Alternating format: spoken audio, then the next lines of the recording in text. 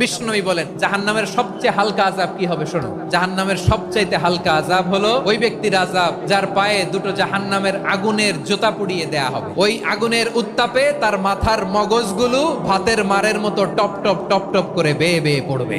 জাহান্নামের অবস্থা এত ভয়ঙ্কর হবে, জাহান্নামের ভেতরে লক্ষ লক্ষ কোটি কোটি কাফির মুশরিককে দেওয়ার পরেও জাহান্নাম বলবে আরো আছে নাকি, আরো দাও, আমার ক্ষুধা নিবারণ হয় নাই। জাহান্নামে তো উত্তপ্ত হবে, জ্বলন্ত হবে, ভয়ঙ্কর হবে। জাহান্নামের এক অংশ আরেক অংশকে খেয়ে ফেলবে। আল্লাহু আকবার।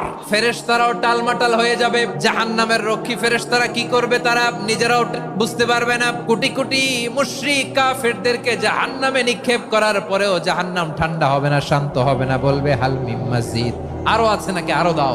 তখন আল্লাহ তাআলার কুদরতি পা জাহান্নামের ভেতরে ঢুকিয়ে দিবেন।